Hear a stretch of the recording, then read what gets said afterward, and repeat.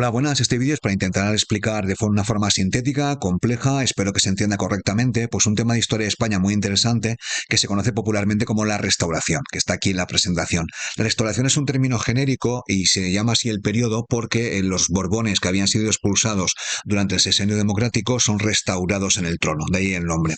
Voy a explicar solamente la primera parte de la Restauración, que tiene lugar entre 1875 y 1898, que es la parte más estable donde se crea el sistema, pero bueno, tengo que avisar que en otros libros, en otras publicaciones, muchos profesores la restauración la expanden hasta 1923, hasta la dictadura de Primo de Rivera o hasta la llegada de la Segunda República, el 14 de abril de 1931. Bueno, yo solamente voy a explicar la primera parte.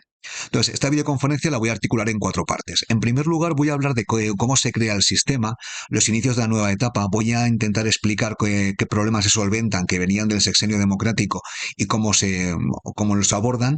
Luego después el segundo apartado irá encaminado a explicar cómo el sistema se estabiliza, cómo el Partido Liberal Fusionista y el Partido Conservador comienzan a alternarse en el poder. Esta alternancia en el poder se conoce popularmente como el turnismo. Y entonces este periodo lo he centrado desde el 75 hasta el 81, que es el primer año en el cual el Partido Liberal Fusionista, que antes eran conocidos como los progresistas, pues llegan al poder por primera vez. Luego después hablaré del gobierno de los fusionistas, de los liberales fusionistas, la muerte de Alfonso XII y el Pacto del Pardo, y finalmente del llamado turnismo pleno, donde el sistema está plenamente consolidado, donde se van alternando en el poder de una forma bastante ordenada entre el 85 y el 98, que es el año de la guerra de Cuba, la guerra entre España y Estados Unidos, que bueno, acabaré el vídeo aquí. Bueno, a partir de aquí expliquemos cómo se inicia el sistema, los inicios y fundamentos de la restauración, que como he explicado antes, tiene lugar más o menos en los primeros años del sistema. Más o menos en 3-4 años el sistema se articula y se crea pues una forma de funcionar políticamente hablando que duraría básicamente hasta la dictadura de Primo de Rivera. Entonces, como bien es sabido, pues antes de la restauración había tenido lugar la Primera República y el sexenio democrático que se llama, y había una sensación de caos. No todo fue culpa de la Primera República, de los republicanos o de los liberales progresistas, pero sí que es cierto que había muchas problemas políticos de fondo, como aparecen aquí en la presentación. En el norte estaba la guerra carlista, los carlistas habían levantado de nuevo el 72, habían hecho su propio reino o territorio independiente, había habido levantamientos cantonales que estaban muy relacionados con el movimiento anarquista y municipalista. En Cuba, pues la primera guerra de la independencia pues se inició en el 68 y duraría hasta el 78, y luego había muchos problemas internos entre los propios progresistas, de modo que también había muchos grupos como progresistas, demócratas, republicanos, y bueno, estos problemas internos entre progresistas al final habían acabado en una especie de dictadura de república dictatorial unitaria que a largo plazo no era la solución, con lo cual en 74 los Borbones vuelvan. Entonces, ¿cómo vuelven los Borbones? En primer lugar, había un partido que se conoce como Alfonsino, porque Isabel II, la reina expulsada en 68, pues era considerada como insoportable, no podía volver, en una especie de rémora política, y entonces los alfonsinos apuestan por la dinastía, pero no por la madre, por Isabel II, por su hijo, que era muy joven, y entonces podemos hablar de un partido alfonsino civil, pues compuesto por políticos, que el líder era Antonio Cánovas del Castillo, que había redactado el manifiesto del Manzanares ya en el 54, en el bienio progresista, y este Antonio Cánovas del Castillo, que era un político bastante sagaz, pues apoyaba a Alfonso. Alfonso era un adolescente, era muy joven, y entonces él le redactó para Alfonso pues el manifiesto de Sanjurst, donde prometía pues no hacer lo que había hecho su madre en el pasado. Y bueno, la idea de Antonio Cánovas, que era muy inteligente, era una estrategia, pues o una táctica de ganar apoyos y adhesiones. La idea era prometer que no iba a hacer lo que había hecho su madre, Isabel II, y que se comportaría pues como un rey liberal. Luego pues estaba el partido alfonsino, que podemos llamar pues de pronunciamiento o militar. Pues había gente que consideraba que la estrategia de Cánovas del Castillo era como muy lenta y que al final no funcionaría, y el líder de este grupo podemos definirlo como el general Arsenio Martínez Campos. Entonces, al final, quien se llevó el gato al agua, por decirlo de alguna manera, fue el general, quien dio un pronunciamiento en Sagunto, que fue efectivo. La República Dictatorial Unitaria pues se colapsó, y en diciembre de 74, Alfonso, esta vez Alfonso XII, el hijo de Isabel II, pues volvió al Reino Unido, pues y era coronado poco después como rey de España. Aquí tenemos el manifiesto de Sanjurj, que me gusta mucho, donde promete, aquí lo he puesto en negrita, los príncipes españoles en tiempos antiguos de la monarquía no resolvieron ningún negocio difícil sin las cortes, y yo en mi condición actual no olvidaré esta justísima regla de conducta. Esta frase, que me parece la he puesto en negrita, está haciendo una referencia muy velada a cómo había actuado su madre, pues al margen de las cortes, había nombrado gobiernos y él prometía que no iba a hacerlo. Obviamente, este texto no lo escribe pues un adolescente, que a lo mejor esto pues no lo entendía o no lo controlaba, sino que se lo escribe Antonio Cánovas, que él sabía por qué su madre se había convertido en tan impopular. Entonces, a partir de este manifiesto, Alfonso XII pues es coronado rey. Entonces, el manifiesto de Sanjurj pues, fue redactado pues, en una academia militar británica. El rey Alfonso XII pues, tuvo una formación bastante mejor que la de su madre, una formación militar, y aquí es donde fue redactado el famoso manifiesto. Bueno, a partir de aquí, Antonio Cánovas del Castillo pues fue nombrado presidente del Consejo y se dedica a intentar acabar con esos problemas que habían sufrido pues, durante el sexenio democrático, y bueno, más o menos uno a uno los va solucionando. Algunos lo hizo a la fuerza, otros lo hizo negociando, y bueno, pues a cada uno pues le dio una solución diferente. El problema cantonal, que era, pues había asediado al sexenio democrático de la Primera República, se resolvió en mano militar, es decir, se usó el ejército, se dio permiso al ejército para utilizar toda la fuerza que fuera necesaria, y al final, pues el ejército español pues fue reduciendo los cantones, que se fueron rindiendo. Entonces, a partir de aquí, Cánovas fue muy autoritario, muy estricto, con socialistas, anarquistas en diferentes versiones, y para ello utilizó, como pone aquí la presentación, tanto a la policía como al ejército como a la censura.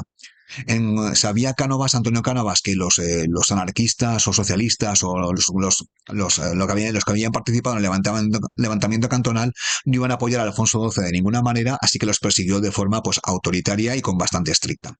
¿Cómo acabó con la guerra carlista? Al final hubo una victoria militar. El ejército español, que tenía pues vía libre esta vez, pues ganó a los carlistas en la famosa batalla de Montejurra, que si no me equivoco está en Navarra, y bueno, los carlistas tuvieron que ceder. Y al final se alcanzó un acuerdo con ellos y finalmente se suprimieron los fueros, que habían sido pues una de las causas del inicio de la guerra carlista, pues ya en tiempos de pues el pretendiente Carlos María Isidro, y entonces los fueros fueron suprimidos, que ya mucha gente, incluso dentro del carlismo, los consideraba un poco desfasados, pero a cambio se les concedió a las provincias vascas y navarras pues un concierto económico que podrían utilizar. El concierto básicamente es que ellos recaudaban los impuestos, los gestionaban un poco como consideraban conveniente, y pues contribuían a las finanzas del Estado pues lo que consideraban. Bueno, se alcanzaba un acuerdo con el Estado central y le pagaban los servicios que recibían. Este concierto económico está todavía vigente en la actualidad, pues es una de las causas, es una de las excepcionales tanto de las provincias vascas como de Navarra. Luego, con el tema de Cuba también se solventó.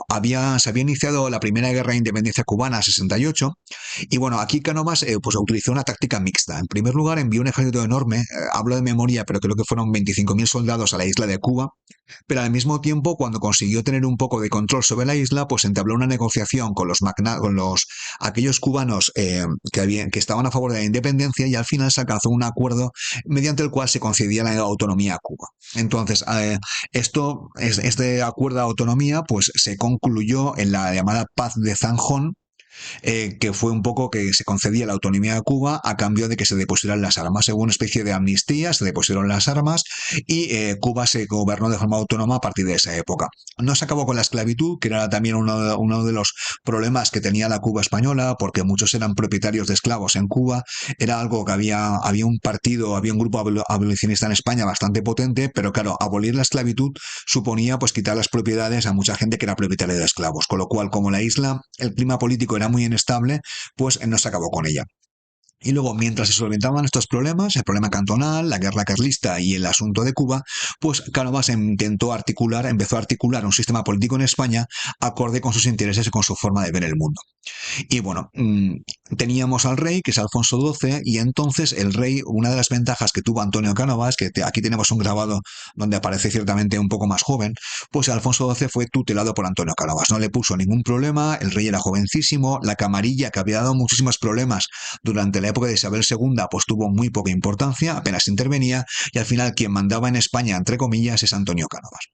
Entonces, Cánovas articula un sistema político pues, con base a ciertos principios muy sencillos, pero que él creía pues, ferviente en ellos. En primer lugar, Cánovas era monárquico, creía en la dinastía de los Borbones y él afirmaba la importancia del principio hereditario, que en los documentos de Cánovas pues, siempre hace mucho hincapié en ellos. Luego, pues él era liberal, había aceptado pues, las reivindicaciones de los liberales progresistas, de los liberales de un poco como Espartero, pues, por ejemplo, la lista de derechos civiles, la libertad de prensa, la libertad de pensamiento. Luego también creía en un sistema de orden en el cual lo más importante en el sistema liberal de Cánovas era la defensa de la propiedad, para la cual había que utilizar a la policía, al ejército, a los notarios y a los jueces, y también la ausencia de violencia, aunque él mismo era bastante autoritario. Él era una persona pragmática, significa que no le importaba negociar si estaba en posición de debilidad y sabía que con algunas personas, en concreto con el Partido Liberal Fusionista o el Partido Progresista, al final tenía que alcanzar acuerdos y no le importaba hacerlo. Y luego después él era católico personalmente, un católico sincero, respetaba el catolicismo social, pero al mismo tiempo era consciente que mucha gente pues no era practicante o realmente no era católica o incluso podía practicar otras religiones. Entonces, él comentaba que el catolicismo era la religión tradicional mayoritaria de España, pero no era exigente ni quería tener un país donde la religión fuera obligatoria. A partir de aquí, bueno, tenemos esto es otro documento histórico, otra fuente, donde pues Cánovas pues, argumenta pues, que el gobierno profesa, ¿no? La soberanía reside en las cortes con el rey, él está muy influido por los principios británicos, en el sistema constitucional británico la soberanía reside en el parlamento con la corona. Aquí él dice un poco lo mismo con España, la soberanía compartida que se llama, residía pues, en las cortes con el rey. Aquí habla del principio hereditario, la forma constitucional y luego después él afirma también que la monarquía era el sistema como más útil, como principio, el principio hereditario, y hace una argumentación utilitaria. Proporciona ventajas, proporciona estabilidad, con lo cual es el sistema que le convence a Cánovas. Bueno, el pragmatismo pues, se plasmó también con la tolerancia con la opción progresista. Durante el siglo XIX, si conocéis un poco el asunto, pues durante la etapa de Isabel II, pues los moderados y los progresistas habían estado siempre a la gresca, o cuando haciendo pronunciamientos unos contra otros, con lo cual Cánovas sabía que este sistema a la larga no era defendible, que si al final acosaba demasiado a los progresistas habría otro pronunciamiento, así que practica una política de tolerancia.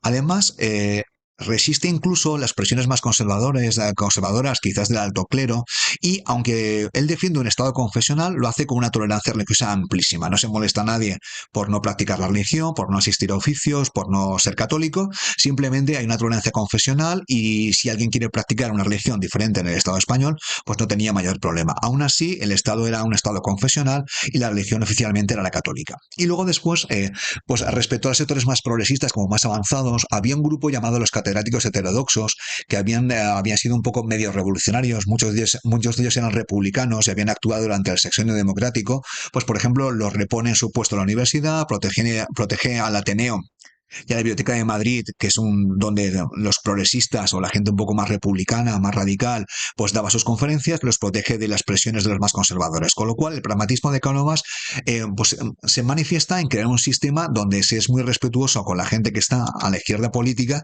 y donde también se es respetuoso con la gente que está a la derecha política. Entonces, la labor de Cánovas, que es más o menos presidente del Consejo, es el gran poder del país durante los primeros años. Y aquí tenemos un poco la Constitución. La Constitución para Cánovas es algo muy, muy sencillito. De hecho, básicamente la redacta él. Hace una Constitución que podemos decir autoritaria porque la redacta él, pero al mismo tiempo era bastante aceptable para el progresismo. Las primeras cortes se eligen por sufragio universal. Esto es un poco una especie de resto del sexenio democrático. Pero bueno, este sufragio universal directo masculino había sido muy manipulado en la práctica. La mayoría de los diputados eran liberales conservadores, es decir, partidarios de Cánovas, con lo cual básicamente la Constitución la redactó en pocos meses, la aprobó sin dificultades y el 2 de julio del 76 ya estaba aprobada. Después de eso se acabó con el sufragio universal, que masculino, hay que decirlo, que solamente se utilizó la primera votación y a partir de ahí la Constitución empezó a funcionar. La Constitución recogía pues, las aportaciones del llamado Partido Moderado en época de Isabel II, del Partido Progresista, de las reivindicaciones del Partido Demócrata. El Alfonso XII, el rey, no tuvo ningún problema con la Constitución, como había tenido pues, Isabel II o incluso Fernando VII. Y bueno, se puede decir que esta Constitución, con excepción de los grupos políticos más radicalizados, y aquí he metido a socialistas anarquistas, pues tuvo un consenso pues, muy razonable, bastante amplio. Al final, el articulado se puede definir esta constitución como una especie de amalgama de mezcla de la constitución del 45, que era de tipo moderado, y la del 69, que era de tipo progresista, muy flexible y ambigua. Es una constitución muy cortita, con lo cual eso da mucho margen de maniobra al gobierno, que podía hacer básicamente lo que le daba la gana. Aunque no habla de soberanía compartida, no utiliza el término, habla claramente de que las leyes eran hechas por las Cortes con el rey. Con lo cual, esto es un poco referencia constitucional británica y estaban afirmando de forma un poco velada por la soberanía compartida. Es bicameral, es decir, tiene las Cortes y el Senado un tercio eran elegidos por votación y dos tercios eran elegidos por nombramiento. Con lo cual, el Senado es una especie de cámara aristocrática donde solamente estaban los grandes del reino nombrados por el rey y obviamente el rey nombraba las personas que Cánovas decía, pues estaban allí designados, y este Senado, su labor era vigilar que el Congreso de los Diputados pues no hiciera nada especialmente radical. Como ya he explicado, España era un estado confesional católico, si bien se toleraban otro tipo de religiones o la no religiosidad. Luego los ayuntamientos y diputaciones estaban bajo el control central y había una lista de derechos. El más importante, la libertad de conciencia, porque aquí había sido pues un asunto de disputa durante el periodo anterior, porque desde los sectores más conservadores se pedía que no hubiera libertad de conciencia para practicar cualquier religión, pues bueno, no se aceptaba en una excepción, aunque en la práctica se permitía el culto protestante si se realizaba en privado. Había una especie de obsesión con el protestantismo, con la religión cristiana evangélica del norte de Europa, dentro de España, y bueno, había una especie de tolerancia, se podía practicar siempre que se hiciera de forma discreta. Bueno, aquí esto es un ejemplo, fuente histórica de la Constitución española, algunos artículos. Aquí se puede ver el artículo 18, la potestad de hacer las leyes reside en las Cortes con el rey. Esto es una referencia a la soberanía compartida. Aquí se habla de un poco de las dos cámaras, dos cuerpos legisladores. El Senado tiene una parte por derecho propio, aquellos que eran votados y aquellos no vitalicios designados por la corona. Y bueno, la idea es la Constitución. Una Constitución muy sencillita, muy fácil, que bueno, es la Constitución de la monarquía española que tendrá vigencia hasta básicamente la Segunda República Española. Bueno, entonces, ¿cómo funcionaba el sistema? Porque una cosa es lo que ponía la Constitución y otra cosa es lo que pasaba en la práctica. Entonces, lo que es importantísimo es que durante este periodo los reyes o la regente no provocaron nunca un cambio de gobierno. Así como durante la época de Isabel II sí que intervino en los cambios de gobierno, con lo cual se puede decir que una especie de actor político, intervenía en política de forma muy activa, ni Alfonso XII ni la regente provocaron nunca directamente un cambio de gobierno. Entonces, ¿cómo funcionaba el sistema? Había un gobierno cuando el presidente del Consejo perdía una votación de forma un poco escandalosa, porque normalmente porque algunos diputados suyos le traicionaban o lo abandonaban, pues renunciaba. Entonces, el principio de responsabilidad política significaba que el dirigente, el presidente del Consejo, renunciaba y dimitía. Le presentaba la dimisión al rey porque la situación política se había vuelto insostenible. Y entonces, el rey o la regente, ¿qué hacía? Proponía a otro presidente. Este presidente normalmente era del partido contrario. Si estaba el partido conservador, pues se proponía un presidente del Consejo del Partido Liberal Fusionista. Se convocaban elecciones que estaban muy manipuladas y que esas elecciones las ganaba el partido del cual acababan de nombrar el presidente. En una forma de sistema que más o menos funcionó de forma bastante fluida, sin demasiada violencia, durante todo este periodo, que se conoce como el turnismo, porque se turnaban en el poder. Había una etapa de donde gobernaba el Partido Conservador, había una crisis, bajo el principio de responsabilidad política, pues ese presidente dimitía, se nombraba un presidente liberal del partido contrario, convocaba elecciones que tenían la mayoría absoluta, y así pues sucesivamente. Bueno, he explicado cómo se articula el sistema. Ahora vamos a ver cómo es el camino hacia el turnismo, porque este camino hacia el turnismo tiene lugar más o menos entre estos 6 años, entre 75 y 81, porque al principio hay que remarcar que solo gobernaba Antonio Cánovas. Aquí tenemos una caricatura en una revista llamada La Flaca de Cánovas, donde se están dando la mano. Entonces, al principio los liberales fusionistas que habían estado en el poder durante el sexenio democrático, pues no participan en el poder. Entonces, bueno, el líder de los liberales fusionistas se conoce como Praxe de Sagasta, que era un riojano, una persona muy hábil, pues poco a poco durante esta etapa, pues intervino en política y más o menos intentó buscar ser respetable para que en algún momento lo pudieran elegir presidente del Consejo. Entonces, voy a intentar resumirlo. En la primera etapa, En los primeros años gobierna Antonio Cánovas, el cual está centrado en apagar los fuegos, que ya he hablado que esos fuegos eran pues la guerra carlista, el levantamiento cantonal, el tema de la guerra de Cuba. Fue bastante autoritario con la oposición, usó a la policía, el ejército, tenía el apoyo de Arsenio Martínez Campos y que llegó por un golpe de estado. La oposición, liderada por Práxedes Mateo Sagasta, este es un político que también está muchísimos años, que es importantísimo, se dedicó a fusionar todos los grupos. De hecho, el partido que crea Sagasta se conoce como el Partido Liberal Fusionista, que es un poco un nombre bastante raro, pero eran básicamente los liberales progresistas de épocas pasadas. Práxedes Sagasta sabía que habían perdido pues mucha respetabilidad durante el sexenio, entonces él básicamente se dedicó a conseguir ser respetable, a hacer propuestas que él consideraba razonables, hasta cerca de la monarquía, intentó esa inversión de respetabilidad, le salió bien porque en 1881 el rey Alfonso XII le nombra presidente del Consejo. Entonces, y bueno, Antonio Cánovas pues sale del poder y entra Práxedes Mateo Sagasta como presidente del Consejo. Esto es importantísimo porque es una primera vez que hay una alternancia en el poder de forma un poco razonable y en el cual no hay ningún problema. El rey Alfonso XII hace de árbitro, mide bajo el sistema de responsabilidad política y nombra a otro presidente de un partido contrario. Y en esta etapa pues también se conoce como la monarquía romántica de Alfonso XII, que tiene mucha popularidad en su momento. También se puede hablar de una monarquía escenográfica o simbólica, porque Alfonso XII sabe que no puede intervenir en política, pero él sabe que tiene una imagen pública muy potente y él interviene, aparece en los medios de comunicación, tiene muchos actos públicos. Él es consciente que en la monarquía española, si tiene que sobrevivir, tiene que hacerse presente de alguna forma. Escenográfica yo también se puede conocer como teatral. Y bueno, Alfonso XII consigue mucha fama por sus asuntos de amores, que ahora explicaré, que es con María de las Mercedes y María Cristina de Habsburgo. Os presento porque Alfonso XII consiguió mucha simpatía entre la ciudadanía por el asunto de su matrimonio. Alfonso XII pues era muy jovencito y él se enamoró perdidamente de María de las Mercedes. María de las Mercedes era hija del famoso duque de Montpensier, de un rival político de su madre, y bueno, por lo que sea se enamoraron y fue un amor bastante sincero y con lo cual insistió, ahí consiguió imponerse a Cánovas, que prefería a Cánovas una princesa extranjera y se casó por amor. María de las Mercedes pues fue la reina de España, se casó con ella, fue una historia de amor auténtica y verídica, lo que pasa que murió al cabo de pocos años. Entonces, esto ocasionó, bueno, un trauma a Alfonso XII, quien lo pasó muy mal, porque estaba perdidamente enamorado de María de las Mercedes y al mismo tiempo pues le ocasionó muchísimas simpatías de parte de la población. Esto es la famosa leyenda romántica de Alfonso XII. Bueno, cuando muere María de las Mercedes, él era todavía jovencísimo, al final le consiguen imponer pues a su segunda mujer, que es María Cristina de Habsburgo-Lorena. Aquí la tenemos a la derecha, era una princesa austriaca, muy responsable, católica, muy ferviente, una persona de muchas virtudes, de hecho le llamaban así, Doña Virtudes. Y bueno, aquí hay un problema porque Alfonso XII todavía era muy joven, era una persona bastante pasional, tuvo un montón de affairs extramatrimoniales. Doña Virtudes, perdón, Doña María Cristina de Habsburgo, pues tuvo que aguantar lo inaguantable porque su marido pues realmente no estaba enamorado de ella. Aún así, esta es la famosa historia de amor de Alfonso XII.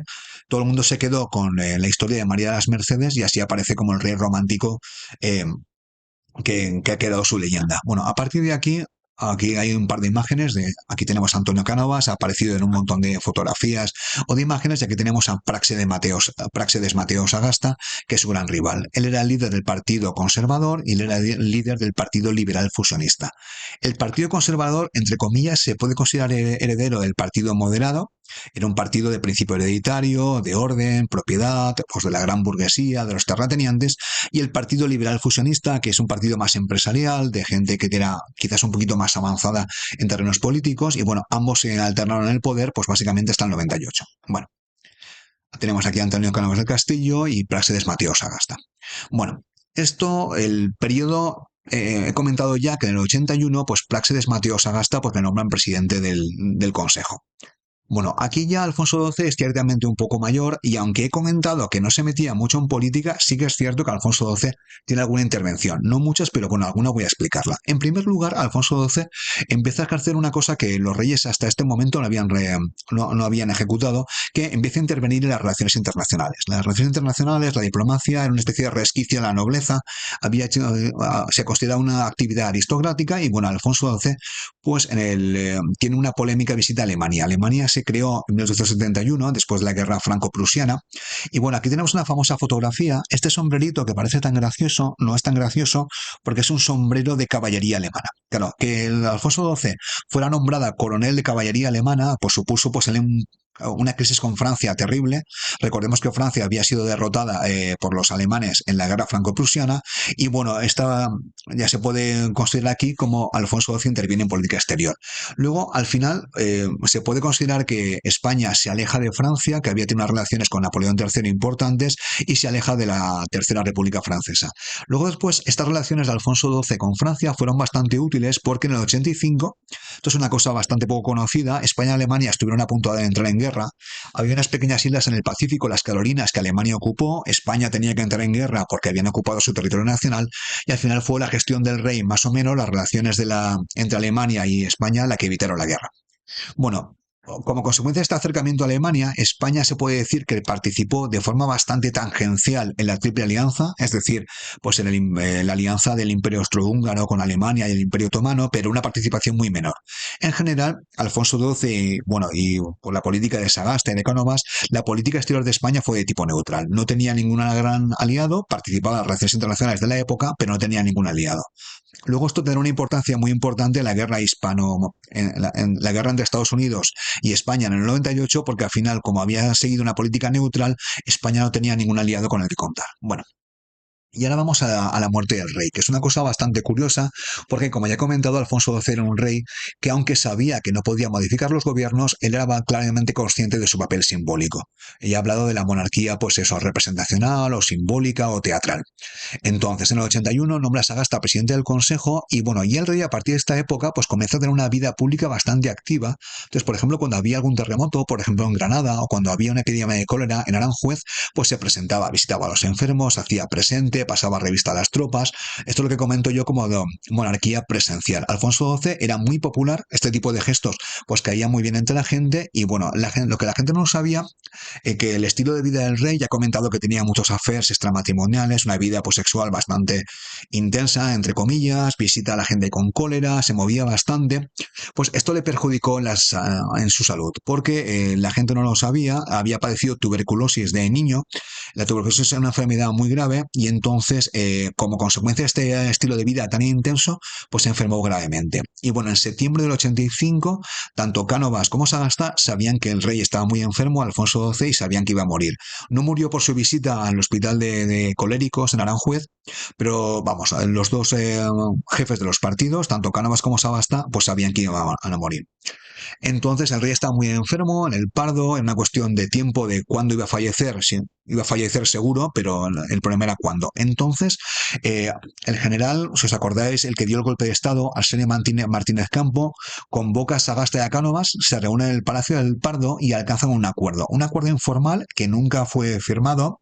No tenemos ninguna prueba de testimonial del Pacto del Pardo, pero aquí ya se alcanzan este acuerdo de repartirse o de turnarse en el poder. Este acuerdo informal, quizás no lo pusieron por escrito, pero sí que es cierto que la conversación tuvo que salir. Y bueno, este sistema de pactarse de turnarse en el poder se conoce como el turnismo pacífico de partidos. Se puede decir que se había iniciado ya en época de Alfonso XII, cuando coloca a los liberales en el 81 en el poder, pero a partir del 85 este pacto del Pardo, este pacto, repito, que es informal, no escrito, pues continuó y esta vez, en vez de tener a Alfonso XII, tenía a María Cristina de Habsburgo. ¿Os acordáis la famosa Doña de Virtudes, la esposa del rey, paciente, que le había soportado por sus affairs extramatrimoniales? Pues será nombrada regente porque antes de morir, María Cristina de Habsburgo estaba embarazada del futuro rey de España, que será Alfonso XIII, y bueno, María Cristina de Habsburgo pues cumplió su papel como regente de forma pues muy disciplinada, como había cumplido entre comillas su esposo Alfonso XII, pues hasta 1902. María Cristina era consciente de que era extranjera, que bueno, que era mucho más popular que Alfonso, y bueno, cumplió su papel como árbitro político pues durante toda su etapa como regente. Y bueno, Cánovas, como sabía que Sagasta, que era un político mucho más de raza que él, pues le permitió que fuera el presidente del Consejo en el 85. Así que en el 85, pues Sagasta pues, fue presidente del Consejo cuando Alfonso XII moría. Estaría en el poder unos 5 años, es una cosa rarísima del siglo XIX español, quizás sea el gobierno más largo de la... Bueno, estoy pensando en alguno de Narváez, pero bueno, Sagasta estuvo 5 años desde el 85 que muere Alfonso XII hasta el 90 en el poder. Aquí tenemos una imagen romántica de la muerte de Alfonso XII, muy querido, y bueno, Y voy a entrar ahora en la parte final. Esto es una caricatura porque este turno de partidos la gente de la época lo sabía. Aquí tenemos a Sagasta, se puede ver aquí, con su famoso tupé. Aquí tenemos a Antonio Cánovas y aquí tenemos a España en el Balancín. Entonces, en esta etapa yo le he llamado el turnismo pleno porque aquí el sistema funciona bastante bien. Bueno, Sagasta ha estado muchos años en el poder y aquí Sagasta es líder del Partido Liberal Fusionista, pero se puede hablar de él que tuvo una acción política bastante escasa. De hecho, hizo bastante poco. Se puede decir que promovió la descentralización, muy típico del progresismo. Sus relaciones con la Iglesia Católica fueron sorprendentemente cordiales, como pone aquí la presentación. Él no era practicante, por lo que sé, pero bueno, tenía unas relaciones bastante cordiales con el alto clero. Sabía que para la estabilidad del sistema no había que molestarles demasiado. El alto clero tampoco puso demasiados problemas, así que, bueno, pues no tuvo problemas con la jerarquía católica como habían tenido otros gobiernos. La política exterior ya hemos visto que era de tipo aislacionista o por lo menos neutralista. Su medida más importante fue la aprobación del sufragio universal masculino, que es una medida importantísima, pero no tanto. Sagasta era un político liberal fusionista, es decir, progresista, creía en el sufragio universal, pero al mismo tiempo no se fiaba de la gente más humilde. Con lo cual, él sabía que a partir de ese momento habría que manipular las elecciones, y de hecho lo hacen con bastante descaro, y a partir de este momento la manipulación electoral fue bastante constante. Hay un texto por ahí de Galdós, que no está en la presentación, donde denuncia la manipulación porque era muy evidente. Y luego después se aprueban como dos leyes importantes el Código de Comercio en el 85 y el Código Civil en el 89. El Código Civil es una especie de manual, un gran tomo de leyes donde pues establecen qué pasa con la herencia, qué pasa con el matrimonio, qué pasa con los contratos. Es un poco el exponente más claro de que el sistema liberal se había consolidado en España. El Código Civil se puede aprobar porque los fueros vascos se habían suprimido al final de la Guerra Carlista. Y bueno, aquí normalmente se habla que el turnismo fue muy pacífico, pero al final Sagasta, que era un político, pues como de raza, nunca mejor dicho, pues no quería ceder el poder. Y fue Martínez Campos quien le forzó, entre comillas, le convenció a presentar una cuestión de confianza que perdió. Y bueno, al final, después de esta cuestión de confianza, pues gana el Partido Conservador y ya en el 90-91, pues empieza el turnismo de nuevo, esta vez de forma oficial. Bueno, el gobierno de Sagasta, a partir del 90, pues va gobernando Sagasta, Cánovas se van alternando, tiene dos problemas de fin de siglo. No voy a entrar en el primero, que es la reactivación del conflicto en Cuba, porque en 1895 José Martí, con otros independentistas cubanos, no estaban contentos con la autonomía concedida y bueno, en el 95 hay un nuevo levantamiento en Cuba y bueno, José Martí, que es el líder de la independencia cubana, morirá en los primeros enfrentamientos, pero bueno, a partir del 95 hay que volver a enviar tropas a Cuba pues para someter la rebelión que ha vuelto a empezar. Este envío de tropas a Cuba, además por la influencia pues, de gente como Pulitzer y otros magnates de la prensa marina norteamericana, hay un empeoramiento de las relaciones con los Estados Unidos muy importantes. A partir del 95 se acusaba a España de ser un país dictatorial, del viejo orden, arcaico, etcétera, etcétera. Y bueno, Cuba, hay un problema interno de la isla. Envían al general Valeriano Martínez Weyler, no consiguen sofocar la rebelión y las relaciones con los Estados Unidos cada vez son peores. Y luego había problemas de orden público que están relacionados con la protesta social, pues por ejemplo, pues la subida de los precios y también con la creciente fuerza del movimiento anarquista. El anarquismo es una ideología política que no voy a explicar aquí, que considera que todo tipo de coacción es ilegítima, consideran que el Estado es básicamente opresor y entonces la idea del movimiento anarquista es o bien hacer huelgas revolucionarias, la propaganda por los hechos, la acción directa, o algunos anarquistas creían en el magnicidio. Magnicidio es un término que significa pues, que matar al jefe del Estado o matar al presidente del gobierno. Esto le llaman cortarle la cabeza a la serpiente. Bueno, el magnicidio no lo comparten todos los anarquistas, pero sí que es cierto que en algunos momentos sí que lo han ejercido. Bueno, estos anarquistas obviamente eran revolucionarios, les perseguía la policía, había espías entre ellos, y bueno, tengo que recordar que para las monarquías o para los presidentes eran un peligro real. ¿Por qué? Porque durante esta época, en la segunda mitad del siglo XIX, el revólver es un arma inventada pues, que le proporcionaba una capacidad a los asesinos para ejecutar a cualquiera a cortas distancias, o también las bombas cada vez eran más sofisticadas, y bueno, los anarquistas pues practican pues, el colocar bombas o el atacar con revólveres. Y bueno, la violencia anarquista pues tiene un evento muy espectacular y muy trágico, que es que un atentado a la procesión del Corpus. El Corpus es una festividad religiosa que bueno, en Barcelona pues hay un anarquista coloca una bomba, mueren 12 personas, hay un escándalo terrible, al final la policía persigue a los anarquistas y fueron condenadas a muerte 5 personas, y bueno, en este toma y daca entre la policía y los grupos anarquistas, pues un anarquista pilló por sorpresa a Cánovas y un anarquista italiano le asesinó por venganza por las ejecuciones. Aquí tenemos el uso de bombas y el uso de los revólveres. Aquí tenemos una imagen un poco idealizada, entre comillas, pues falsificada del asesinato de Cánovas, se le puede ver aquí, ya estaba muy mayor, y bueno, asesinan a Cánovas, un anarquista. Aquí tenemos una imagen de las ejecuciones de los 5 anarquistas ejecutados en Barcelona. Esto es la violencia anarquista que toma cierta fuerza a final del siglo XIX. España no es solamente el único caso, porque atentaron contra un zar de Rusia, Alejandro II, asesinaron al presidente de Estados Unidos, que es un McKinley. La violencia anarquista no era solamente un caso español. Pero bueno, el caso es que cuando murió Cánovas, Sagasta tuvo que volver al poder, las relaciones con los Estados Unidos estaban muy empeoradas, y en el 98, que no voy a explicar aquí, pues empezará la guerra de Cuba. Bueno, ahora voy a hacer un poco de conclusión. Pautas del periodo. Hemos explicado el periodo, más o menos espero haberlo explicado como siempre rápido, pero que se entienda. Y bueno, en este periodo podemos hablar que hay cierta estabilidad política, con excepción del terrorismo anarquista de final de siglo.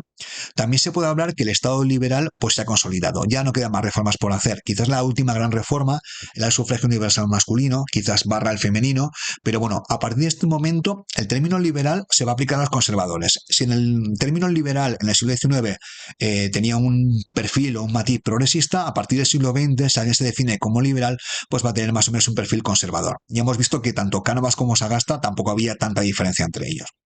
Luego, a nivel económico, hay un crecimiento económico sostenido, aunque limitado. Tengo que decir que la población española crece mucho en esta época.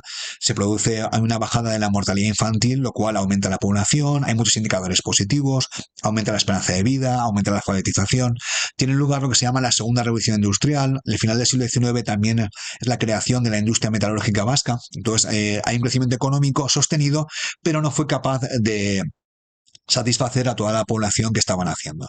Y luego después hay como dos interpretaciones. Para la gente quizás un pelín más conservadora, pues la restauración es un periodo de tiempo muy positivo, porque hubo estabilidad política, permitió el crecimiento, hubo cierta tranquilidad, y bueno, para otros supuso una oportunidad perdida. Está claro que aunque el sistema se puede definir como democrático representativo, una monarquía democrática, una monarquía representativa, está claro que la manipulación electoral, el caciquismo, los problemas internos, al final había un reparto en el poder. Entonces, mucha gente considera, y el caciquismo es un poco a cómo los notables de Madrid y los notables de las localidades se repartían el poder. Entonces, para muchas personas, la restauración fue una oportunidad perdida en el cual España perdió el tren de la modernidad. Bueno, con esto espero que se haya entendido todo. Como siempre ha sido muy rápido, muchas gracias por llegar hasta aquí y hasta otra.